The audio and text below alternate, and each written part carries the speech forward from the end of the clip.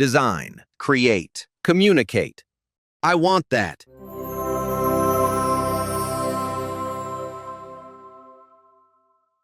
Welcome to week 7. We're talking about marketing planning today, and I'm going to show you why this is where most small businesses fail. You've been following Sarah's story throughout this course. Excellent baker. Opened her bakery in Barrie without proper planning, struggled for 3 years before figuring things out. Well, marketing was her biggest blind spot. She genuinely believed that if she made great products, customers would magically find her and the business would grow. Spoiler alert, they didn't. And it didn't. Today you're going to learn what Sarah learned the hard way. The difference between hoping customers show up and systematically attracting them. Between posting on Instagram when you remember and having an actual marketing strategy. Between guessing what customers want and knowing because you researched it. Let's get into it. Marketing planning is often overlooked in small business. Sarah's not unique. Most owner-managers make this mistake for 3 reasons. First, lack of marketing knowledge. Sarah could bake a baguette that would make a French baker weep, but she had no idea how to market. She'd never studied it, never worked in marketing, never thought she needed to. Her expertise was baking, and she assumed that was enough. Second, the product will sell itself delusion. She believed quality would create demand automatically. Better bread equals more customers. Logical, right? Wrong. Quality is necessary, but nowhere near sufficient. The best product in the world is worthless if nobody knows it exists. Third, insufficient time. I'm too busy running the business to work on marketing. She was slammed every day with production, managing staff, handling suppliers, dealing with equipment issues, serving customers. Marketing felt like something she'd get to eventually. But eventually never came. Here's what she discovered after 18 months of struggling. Growth requires intentional marketing decisions. You can't scale on hope. Marketing is a strategic function, not an add-on, and planning reduces risk by forcing you to think systematically instead of reactively. I genuinely thought marketing meant having nice signage and maybe posting on social media occasionally. That was my entire marketing strategy for the first year. I'd bake these incredible products, put them in the display case, and wait for customers to discover how good they were. I actually got annoyed when people didn't appreciate the quality. Like, don't they understand this is real sourdough with 18-hour fermentation? No, they didn't understand. Because I never told them. I never explained what made my products different or why that mattered. I just expected them to know. A marketing plan answers 3 questions. Where have we been? Where do we want to go? How do we get there? Let me show you what this looked like for Sarah when she finally created her first real marketing plan 2 years in. Where have we been? She forced herself to look at actual numbers. First 18 months averaged 28 customers per day. Average transaction $13. That's roughly $132,000 annual run rate. Her financial model required $300,000 to cover costs and pay herself adequately. The gap was massive and terrifying. Where do we want to go? She set specific targets. 65 customers per day, $18 average transaction, $350,000 annual revenue within 12 months. Notice these are concrete numbers, not vague hopes like grow the business or get more customers. How do we get there? This is where the real work happens. She identified specific strategies. Shift focus to health-conscious professionals willing to pay premium prices, develop wholesale channel with local cafes, launch subscription bread service, implement systematic social media presence showcasing craft and process. Critically, this plan was grounded in marketing research, not assumptions. She'd spent her first 18 months assuming Barrie had enough customers for artisanal baked goods. She never validated that assumption.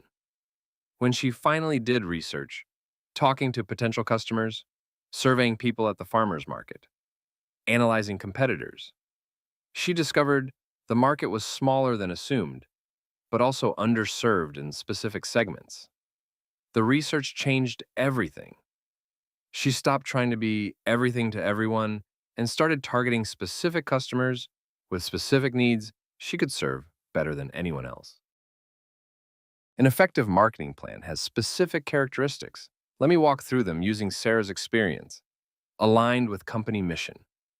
Her mission was providing highest quality artisanal products. But her initial marketing was price promotions competing with grocery store bakeries. You see the problem? You can't claim premium quality, then compete on price. She eventually aligned everything. Premium positioning, premium pricing, premium focused messaging. Her marketing reinforced her mission instead of contradicting it, based on facts and valid assumptions. Original plan? Barry has 150,000 people, so if even 1% become regular customers, that's 1,500 customers. Sounds logical, completely wrong. Real facts. Her target demographic was roughly 6,000 households. They bought baked goods 2 to 3 times monthly. They currently spent $12 to $18 per purchase with competitors. Those facts led to very different planning than her optimistic assumptions. Flexible and concise. Her final plan was 7 pages, not 40 pages of fluff she'd never read again. 7 pages covering target market, positioning, pricing strategy, promotional calendar, budget, and metrics to track. Short enough to actually use. Includes performance measures. She tracked daily customer count, average transaction, customer acquisition cost, repeat customer rate, and margin by product line. Every week she knew if she was on track or falling behind. When I finally sat down to create a real marketing plan, I was shocked by how wrong my assumptions had been. I'd been operating for 2 years on these vague notions that turned out to be completely false. I thought I had a marketing plan. I had bullet points on a page. Post on Instagram, make nice signs, hope word of mouth grows. That's not a plan. That's wishful thinking with action items. You can't control external factors, but you must respond to them strategically. 4 big ones affect small businesses. Economic conditions affect pricing and demand. When COVID hit in March 2020, Sarah's business nearly died.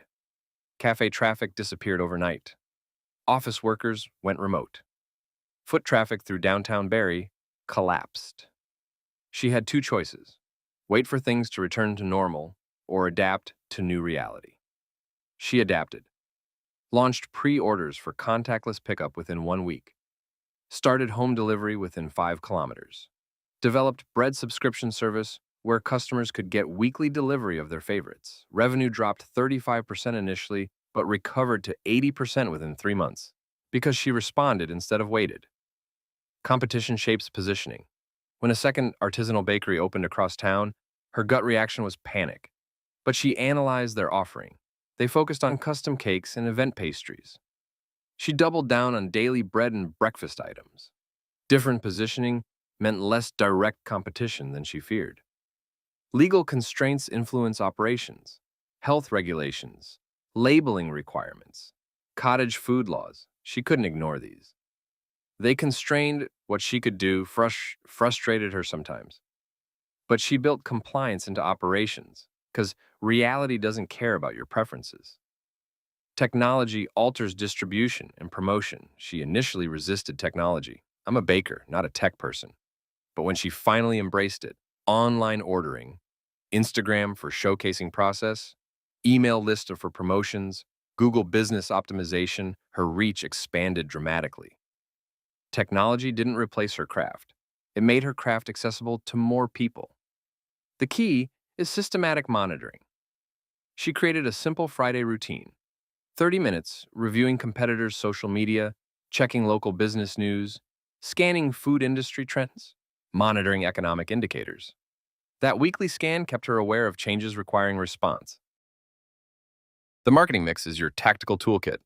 4 Ps: product, pricing, distribution, promotion. These are variables you control. Let me show you how Sarah evolved each one. Product decisions define what you're selling.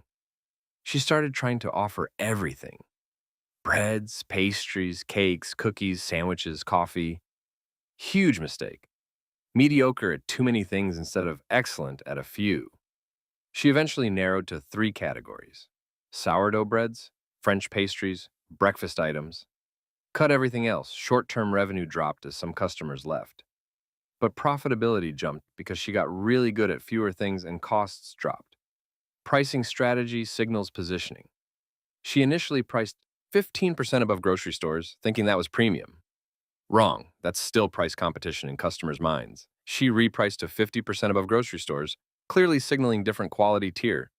Lost price-sensitive customers but attracted quality-focused customers willing to pay for artisanal. Margin improved from 42% to 56%. Distribution channels determine reach. Started retail only from her location. Added wholesale to 2 cafes. Subscription delivery service. Farmers market on Saturdays.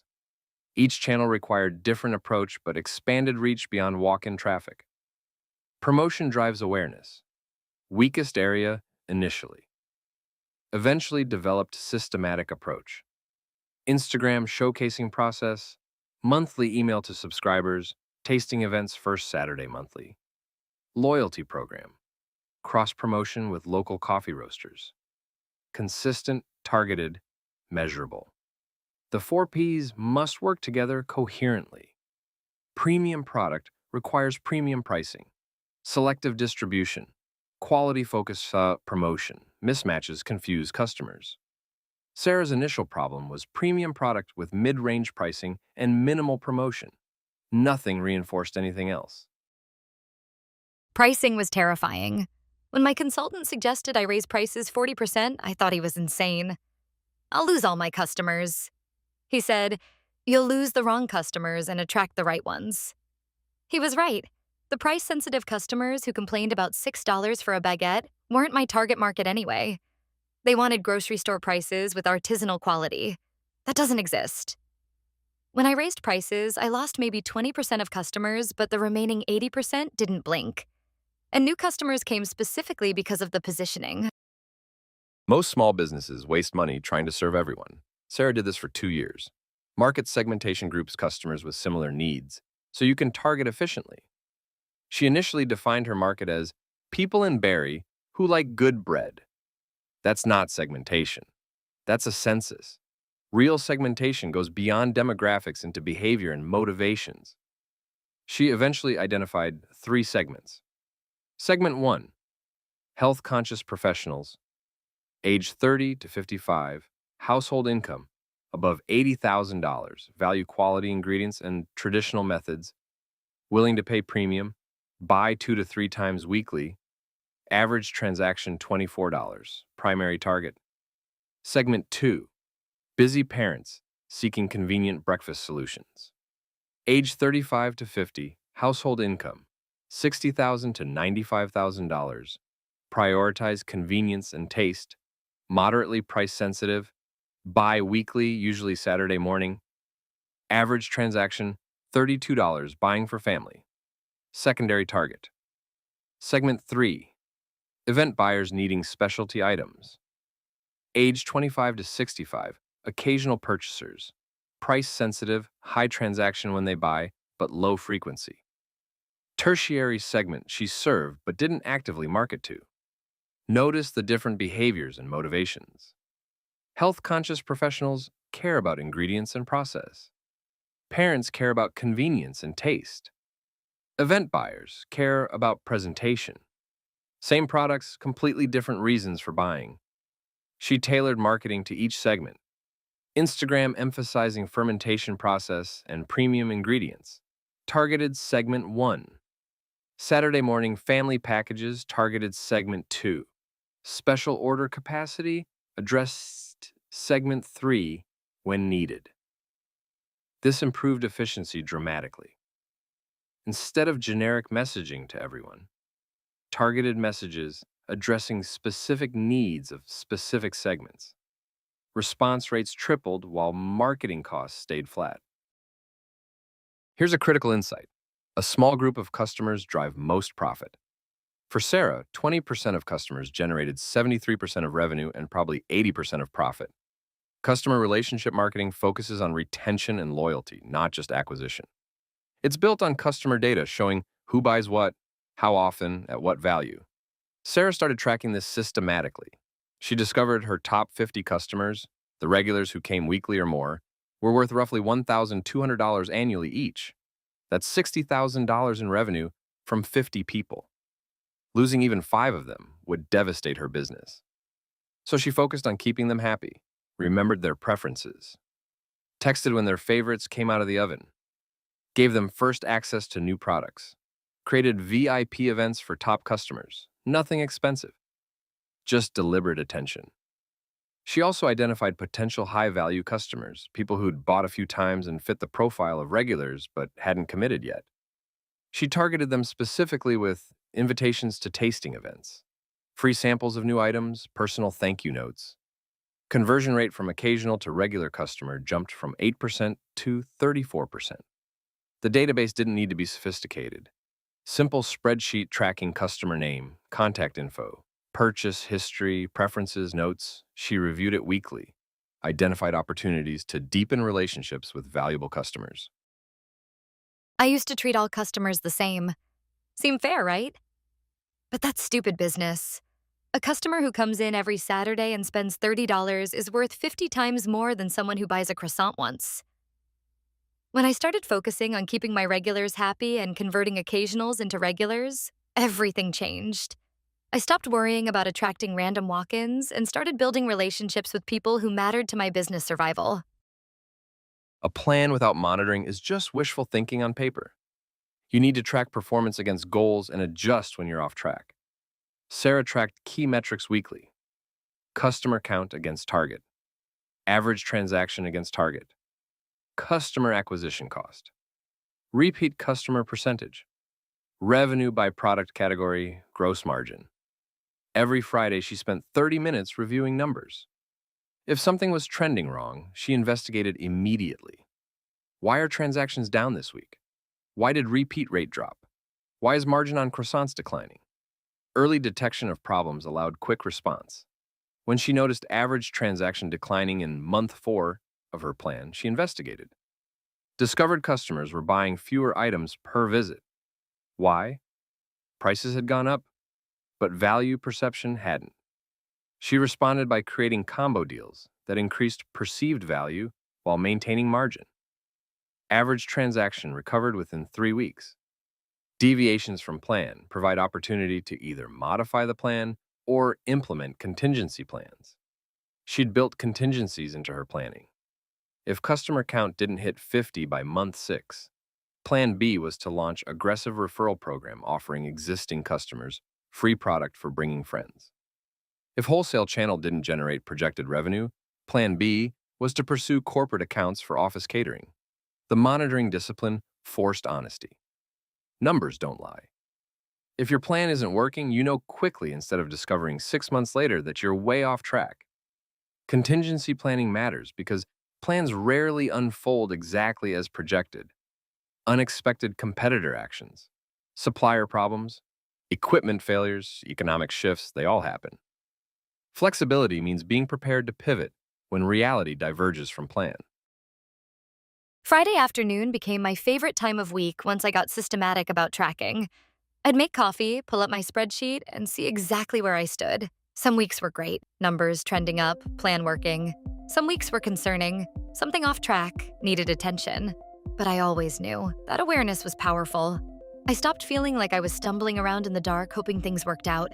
I knew what was working and what needed fixing. Let me tie this together with Sarah's biggest lesson about marketing planning. For 2 years, she operated on assumptions, hope, and hustle.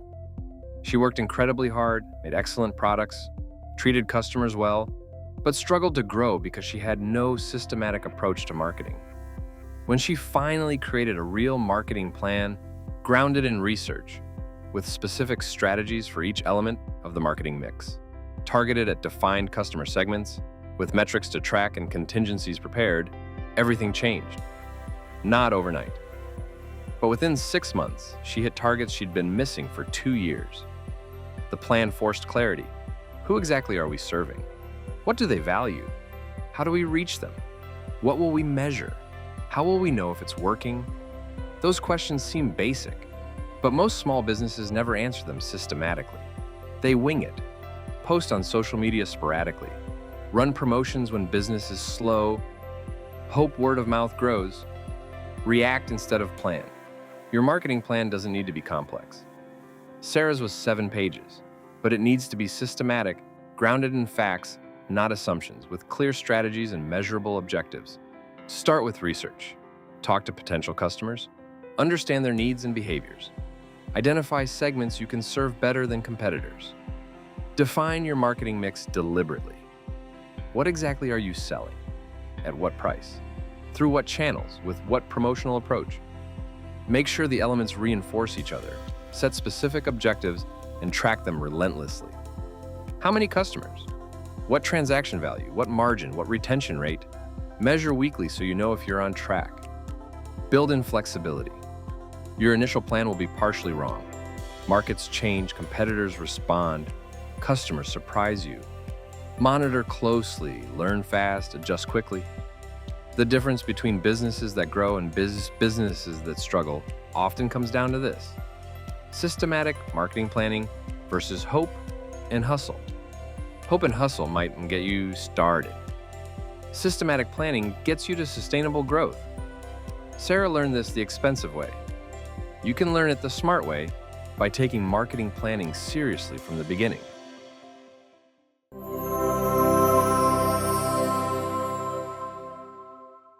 Design, create, communicate. I want that.